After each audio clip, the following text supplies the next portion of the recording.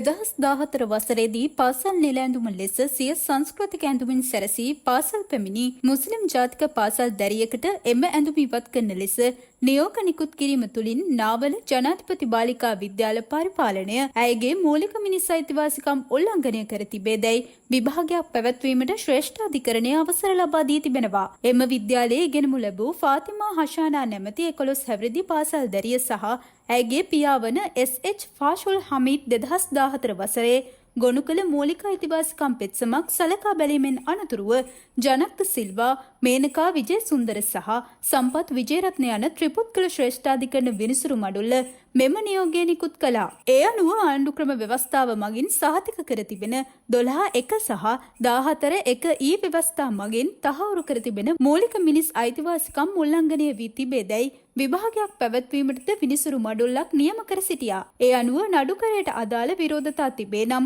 ඒවා ජනවාරි මාස 20 වනදාට පෙර ගොනු කරන ලෙස වග උත්තරකරුවන්ට නියෝග කළ ශ්‍රේෂ්ඨාධිකරණය මෙම පෙත්සම් විභාගය ලබන වසරේ ජූනි මාස 8 වනදා පැවැත්වීමට නියෝග කළා. පෙත්සම සලකා බැලූ අවස්ථාවේදී පෙත්සම්කාර පාර්ශවය වෙනුවෙන් පෙනී සිටි ජනාධිපති නීතිඥ වීරාන් කොරයා අධිකරණය හමුවේ කරුණු දක්වමින් කියා සිටියේ අධ්‍යාපන අමාත්‍යාංශය නිකුත් කර තිබෙන චක්‍රලේඛවලට අනුව සංස්කෘතික ඇඳුම පැළඳීම සඳහා ශිෂ්‍යාවන්ට අවසර හිමි බවයි.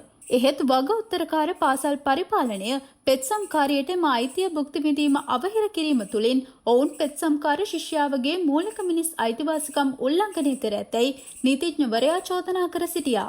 අදාළ විදුහලේ විදුහල්පතිවරිය සහ පන්තිභාර ගුරුවරිය වෙනුවෙන් පෙනී සිටි ජනාධිපති නීතිඥ මනෝහරද සිල්වා අධිකරණය හමුවේ කරුණු දක්වමින් 1980 වසරේ නිකුත් කළ බව කියන චක්‍රලේඛයක් මත පදනම්ව පෙත්සම්කාර පාර්ශවය සිය තර්කය සාධාරණීකරණය කිරීමට උත්සාහ කරන බවත් එය ව්‍යාජ ලියවිල්ලක් බවටත් චෝදනා කළා. වග උත්තරකරුවන්ගේ ක්‍රියාකලාපය තුළින් පෙත්සම්කාරයගේ මූලික මිනිස් අයිතිවාසිකම් උල්ලංඝනය වීමක් නොවන බවට වග උත්තරකරුවන් වෙනුවෙන් පෙනී සිටි ජනාධිපති නීතිඥවරයා තර්ක කර සිටියා.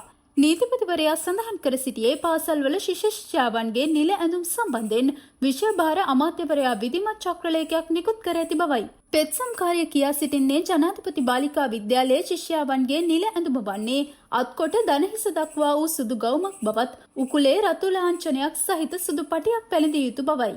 1980 දෙසැම්බර් මාස 12 වෙනිදා අධ්‍යාපන අමාත්‍යාංශය නිකුත් කළ අංක 37/95 දරන චක්‍රලේඛය මගින් මුස්ලිම් ජාතික ශිෂ්‍යාවන්ට ඔවුන්ගේ සංස්කෘතික ඇඳුමින් පාසල් යාමට අවසර ලබා දී තිබෙන බව ඇය සිය පෙත්සමෙන් පෙන්වා දී තිබෙනවා. ඊට අමතරව 2014 වසරේ මාර්තු මාස 3 වනදා නිකුත් කරනු ලැබූ චක්‍රලේඛයක් තුළින්ද මුස්ලිම් ශිෂ්‍යාවන්ට ඔවුන්ගේ සංස්කෘතික ඇඳුමින් සැරසී පාසලට පැමිණීමට අවසර ලබා දී තිබෙන බවත් ඇය සඳහන් කර තිබෙනවා. 2014 වසරේ මාර්තු මාස 3 වනදා පාසලේ පැවති ශ්‍රමදාන වැඩසටහනට සහභාගී වීම සඳහා තමන් සිය සංස්කෘතික ඇඳුමින් සැරසී පාසලට ගිය බව පෙත්සම්කාරය කියා සිටියා. එම අවස්ථාවේදී පාසල් පරිපාලනයේ එම සංස්කෘතික ඇඳුම ඉවත් කරන ලෙස ප්‍රසිද්ධියේ තමන්ට උපදෙස් දුන් බවත් ඒ තුළින් තමා දැඩි ලෙස ලැජ්ජාවට හා බියටපත් වූ බවත් පෙත්සම්කාරය සඳහන් කරනවා.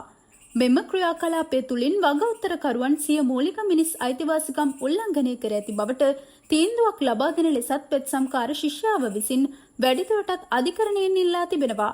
ඊට අමතරව පාසල් දරුවන්ගේ නිල ඇඳුම් සම්බන්ධයෙන් අධ්‍යාපන අමාත්‍යාංශය 1980 වසරේ දෙසැම්බර් මාස 12 වනදා නිකුත් කළ 37/95 දරන චක්‍රලේඛය යටතේ කටයුතු කරන ලෙස දිවයිනේ සියලුම පාසල් වෙත නියෝගයක් නිකුත් කරන මෙන් අධ්‍යාපන අමාත්‍යාංශයේ ලේකම්වරයා වෙත නියෝගයක් නිකුත් කරන ලෙසත් මෙම පෙත්සමින් වැඩිදුරටත් ඉල්ලා තිබෙනවා.